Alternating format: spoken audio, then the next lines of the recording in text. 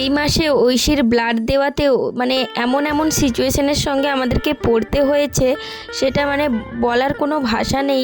বলতে পারছি না তোমাদের সঙ্গে কিভাবে আমি আজকে পুরোটা শেয়ার করব। আমি সেটাই বারে বারে ভাবছি, বারে বারে ভয়েস অন করছি আর অফ করছি যে কি বলবো তোমাদেরকে। মানে এত পরিমাণ মেয়েটার মানে ভাগ্যে দুঃখ কষ্ট আছে, সে বলে বোঝানোর নেই। দেখতেই পাচ্ছ ঐশীর কি অবস্থা, মানে এত কষ্ট পাচ্ছে কি বলবো। মানে ভিডিওতে আমি কতটা কষ্ট করে যে ভয়েস দিচ্ছি একমাত্র ভগবান জানে আর আমি জানি। সত্যি কথা বলতে ভালো লাগে না এই ভিডিওগুলো মানে চোখের সামনে দেখতে, ভিডিওগুলো এডিট করতে।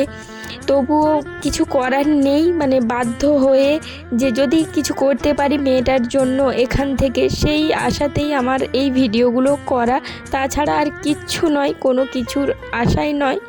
তো দেখো ঐশী শুয়ে আছে, কতটা কষ্ট পাচ্ছে এই মাসে। আজকে সকালের শুরুটাই হয়েছে ঐশীর ব্লাড দিতে যাওয়ার ব্যাগটা গোছানো থেকে। এই যে দেখো বিছানাটা অপরিষ্কার হয়ে আছে, সব গোছাবো। ঐশী এই ঘুম থেকে উঠলো আর তার মাঝখানে দেখো ব্যাগটা গুছিয়ে নিয়েছি।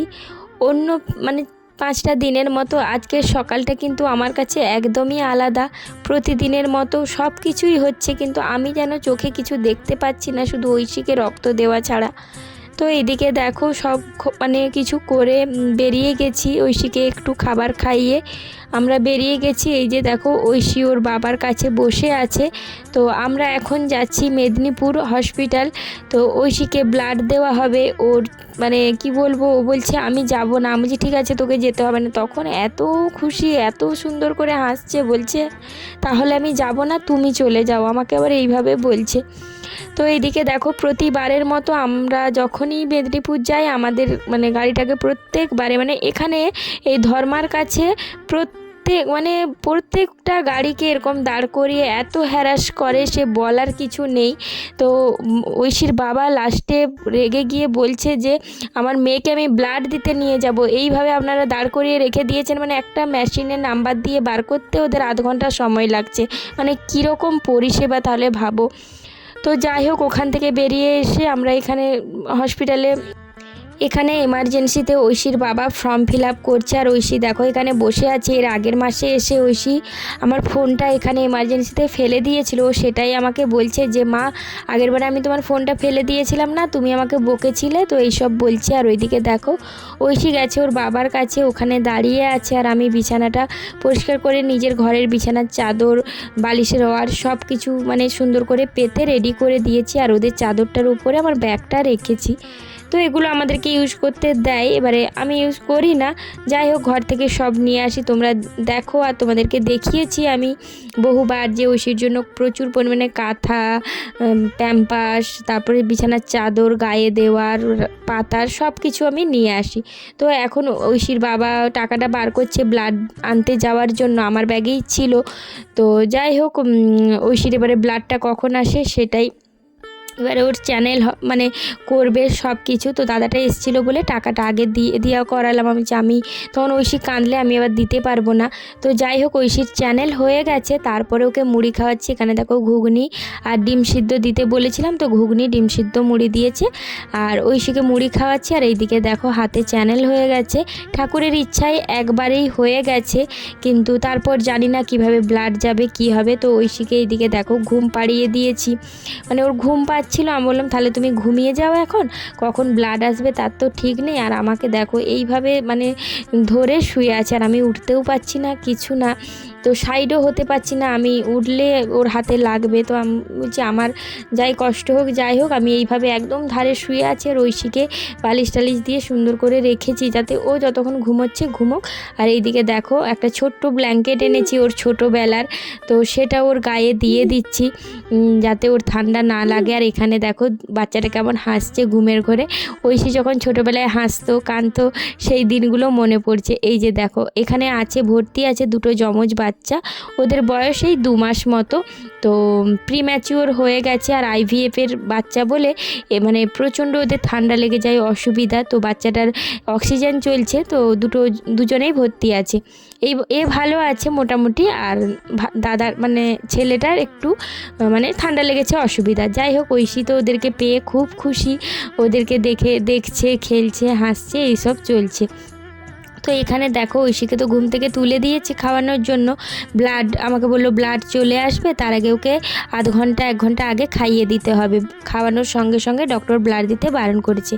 আর এখানে ও খাবার দিয়েছে পালং শাকের তরকারি, ডাল, মুসুর ডাল, যেটা ঐশীর দুটোর কোনোটাই খাবে না, শুধু মাছটা দিয়ে ভাতটা খাওয়াবো, কোনো উপায় নেই। আর ডালটা একটু মাখাতেই হবে, না নরম করলে খাওয়াতে পারবো না। আর ঐশী তো জানোই জল দিয়ে মানে ঘরে চিবিয়ে খায়, ভালো খাবার না হলেও চিবিয়ে খায় না। তো আজকে একটু জল দিয়ে যতটা একটু পরিমাণ খাওয়াবো। আর এখানে দেখো, এখানে মানে বাচ্চাদের একটা মানে এবারে দেখছি খেলনা টেলনা রেখেছে। এখানে হচ্ছে মানে গাইনি ওয়ার্ড এটা। তো যাই হোক, তো বাচ্চারাও থাকে, আবার বাচ্চার মানে মেয়েদের বাচ্চা হতে যাওয়ার আগে যেটা ওই টাইমটাই রাখে।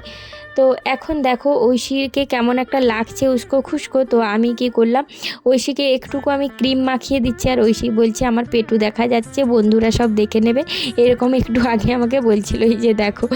তো ঐশীকে এখন আমি একটু ক্রিম মাখিয়ে একটু ফ্রেশ করে দিচ্ছি। আমি বলছি এবারে তো এক টানা সেই 5-6 ঘন্টা ওকে শুয়ে থাকতে হবে। তো উঠতে চায়, মা আমি একটু বসি এইরকম করতে থাকে। কিন্তু আমি বলি মা রে, উঠে বসলে কিন্তু ব্লাডটা যাবে না, আরও অনেক দেরি হবে, তখন তুমি ঘর যেতে পারবে না।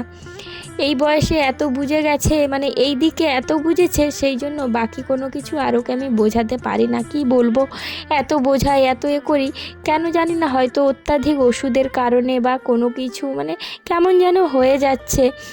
মানে কি আর বলবো বলো, মা হয়ে আর কি বলবো নিজের সন্তানের নিয়ে। এত কষ্ট, এত দুঃখ জীবনে, জানি না কেন ভগবান দিচ্ছে আমাদেরকে। আমি শুধু চাই যে আমার শরীরে যত পারো কষ্ট দাও, তবু আমার ঐশীটাকে একটু সুস্থ করে দাও। এত কিছুর পরেও যদি কোনো ভালো খবর না পাই, তাহলে কতটা কষ্ট হয় বলো তো। প্রত্যেকটা মাসের পর মাস চলে যাচ্ছে, বছর চলে যাচ্ছে, কিন্তু ভালো খবর আর আমাদের জন্য কিছু আসছে না। তো এইদিকে দেখো ঐশীর ব্লাড চলছে, ব্লাড চালু করে দিয়েছে। প্রথমে কিছুক্ষণ ব্লাডটা যাচ্ছিল না, ওই প্রতিবারের মতো আমি হাত ওর আঙুল ধরে নিচের দিকে করে ওপর দিকে করে এরকম করে করে তারপরে ব্লাডটা নর্মালি যাওয়া শুরু করলো। প্রথমে এত টেনশন হয় যে ব্লাডটা যদি না যায় আবার চ্যানেল করে দেবে, মানে সেই যন্ত্রণাটা আমি নিতে পারি না। মানে এই প্রত্যেকটা মাসের এই ভিডিওগুলোয় ভয়েস দিতে গেলে জানি না কেন ভেতরটা যেন ছিঁড়ে যায় আমার যন্ত্রণায়। ইচ্ছে করে না এই ভিডিওগুলো তোমাদের সঙ্গে শেয়ার করি, এতটাই কষ্ট হয়। তো এখানে দেখো ঐশীর ব্লাড দেওয়া হয়ে গেছে, ওর গাটা গরম লাগছে। প্রতিবারের মতো সেই জ্বর আসা, সেই অসুবিধাগুলো না আর নিতে পারি না। আমি তো চোখে দেখছি আর ও সহ্য করছে। তো দেখো ওর মানে টেম্পারেচার আছে 9 মানে 99.2 এরকম কিছু একটা ছিল। তো বললাম সিস্টারকে, বললো যে একটু পরে আবার চেক করব। তো ঐশীর গাটা গরম লাগছে আর ওই দিকে দেখো একদম দুর্বল হয়ে গেছে। তো ওদেরকে বললাম ওর জন্য একটু স্যুপ দিতে। তো ওকে একটু জল খাইয়েছি আর স্যুপ দিতে বলেছি, ওরা দিয়ে যাবে। তো ঐশীকে আমি বলছি তুমি একটু খেলা করো খেলনাগুলো নিয়ে।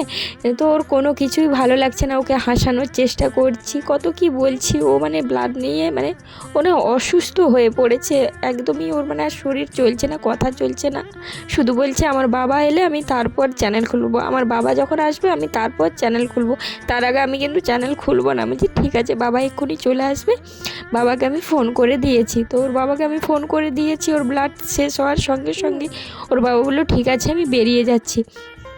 তো ওর বাবা মানে একটু তো দেরি হবেই, বুঝতে পারছো। তো যাই হোক, এখন মানে ওকে যতটা পারছি আমি সামলানোর চেষ্টা করছি, আদর করছি, এটা ওটা দিয়ে ভোলাচ্ছি, কিন্তু ওর তো আর শরীরের কষ্টটা আমি নিতে পারছি না। তো এইদিকে দেখো ওকে স্যুপটা দিয়ে গেল। তো আমি সব কিছু ওকে খাওয়ানোর আগে নিজে টেস্ট করে দেখি। তো ওকে 1 চামচ স্যুপ দিলাম। ও অন্যবারে যেমন বলে মা ভালো লাগছে, এবারে দেখছি ও কিছু বলেনি। তখন আমি না এবারে আগে টেস্ট করিনি। তো তারপরে আমি যখন মুখটায় নিয়ে দেখলাম একদম নুন নেই, গোলমরিচ দেয়নি, কিছু না। আমি খুব রেগে গেছিলাম। তো আমি সিস্টারকে ডেকে বললাম যে এক্ষুনি এটা নিয়ে যান, আর এরকম কেন দিয়েছে কারণ আমি তো টাকা দিয়ে আমি আমার বাচ্চাকে এখানে রেখেছি, আমার তো বিনা পয়সায় রাখিনি। তো খাবার একদমই মানে স্যুপটা যাচ্ছে তা দিয়েছে। আমার যে এতক্ষণ ব্লাড নেওয়ার পরে ও একটু খেতে চেয়েছে, সেই খাবারটা কেন এত খারাপ দেওয়া হয়েছে। তো আমাকে সিস্টার সঙ্গে সঙ্গে বলছে আমি চেঞ্জ করে এনে দিচ্ছি। আমি যে না, ও আর খাবে না। তারপরে আমি সত্যি কথা বলতে আর ঐশীকে খাওয়াইনি। তারপরে আমার ব্যাগে ওই যে দাদাটা ব্লাড এনে দেয়, ওই দাদা ওর জন্য অনেক কিছু খাবার দিয়ে গেছিলো, সেখান থেকে আমি একটা মুড়ি প্যাকেট ছিঁড়ে ওকে দুগাল খাওয়াচ্ছিলাম। তো যাই হোক, এইদিকে দেখো ওর চ্যানেলটা খোলা হচ্ছে। তো ওর বাবা চলে এসেছে, তো সেই রকমভাবে ওর টেম্পারেচারটাও আর নেই, চেক করা হলো, তো চ্যানেলটা খোলা হচ্ছে। তারপরে কি বিপদ হয়েছে তোমাদেরকে সেটা মানে আমি দেখাচ্ছি যে কি ভয়ঙ্কর বিপদ, যে আসার হলে আগে আসতো, তা না করে দেখো চ্যানেলটা ওর খোলা মানে পুরো কমপ্লিট খুলে দেওয়া হচ্ছে। আমি জাস্ট ভিডিওটা তোমাদের সঙ্গে একটু শেয়ার করছি। আর ওর বাবা কী হয়েছে, ওর যে চ্যানেল খুলছে দেখতে পারবে না বলে দূরে গিয়ে বসে আছে। মানে দেখো, মারা যত কষ্ট হোক সহ্য করতে পারে, কিন্তু ছেলেরা তো মানে বাবারা তো অতটা পারে না। এবারে সবাই সমান নয়, সে যাই হোক, ওর কিন্তু সব কমপ্লিট হয়ে গেছিলো, চ্যানেল খোলা হয়ে গেছিলো, ও বসেছিল। হঠাৎ করে ওর গালে দেখছি একটা মশা কামড়ানোর মতো ফোলা। তো ওর বাবাকে আমি বলছি দেখো না ওর গালটা কেমন ফোলা ফোলা লাগছে। বলছি হ্যাঁ রে, গালটা ফুলে আছে, অ্যালার্জি বেরোচ্ছে নাকি। দিয়ে যখন ওর পেটটা দেখছি, গোটা পেট ফুলে সে আমবাদের মতো ফুলে গেছে। অন্যবারে একবার হয়েছিল তখন কিন্তু চুল করছিল, এবারে একটুও চুল কয়নি। তো তারপরে দেখছি গোটা মানে পেটের সব ফুলে গেছে। দিয়ে সঙ্গে সঙ্গে ডক্টরকে ফোন করা হয়েছে। আবার দেখো, প্রথমে হাতের সামনে চ্যানেল মানে করা হলো, চ্যানেল হলো না। আবার একদম মেন যে চ্যানেল মানে শিরা, সেখানে আবার চ্যানেল করে ওকে দুটো ইঞ্জেকশন পুশ করা হলো। মানে এতটাই ভাগ্যটা খারাপ দেখো আমার মেয়েটার। একবার হয়েও মানে কি বলবো, ভাষা আমার নেই মুখে, এত কষ্ট কেন দিচ্ছে ভগবান জানি না। তাই একটু আগে দেখলে আর চ্যানেলটা খুলতে হতো না। সেইখানে দেখো ওকে আবার দুবার ধরে চ্যানেল করতে হয়েছে। একদম দেখো সহ্য করতে পারছে না, কান্নাকাটি করছে। দিয়ে যাই হোক করে ওকে হসপিটাল থেকে বাড়ি নিয়ে যাচ্ছি। শরীরটা প্রচণ্ড ওর দুর্বল, মানে ওর আর ভালো লাগছে না কোনো কিছু। তো এখন আমাদের গাড়ি তো এসে 1-1.5 ঘন্টা 2 ঘন্টা মতো মনে হয় ছিল। তো তারপরে আমরা এখন বাড়ি ফিরছি। মানে যতটা পেরেছি তোমাদের সঙ্গে একটু একটু করে শেয়ার করেছি। ইচ্ছে তো করছিল না একটুও ভিডিও করতে, কিন্তু তোমাদের সঙ্গে শেয়ার করার জন্যই যতটুকু পেরেছি একটু ভিডিও করেছি। তো এইটুকুই বলবো তোমাদের কাছে রিকোয়েস্ট, আমাদের ভিডিওগুলো একটু পারলে শেয়ার করো, পাশে থেকো। এইটুকুই তোমাদের কাছে বলার, আর কিচ্ছু না। ঐশীর পাশে থেকো, ভিডিওগুলো একটু শেয়ার করো যাতে আমাদের একটু হেল্প হয়, এইটুকুই আর কি, আর কিচ্ছু না। যারা যারা দেখছো লাইক কমেন্ট করো। চলো আজকের মতো টাটা।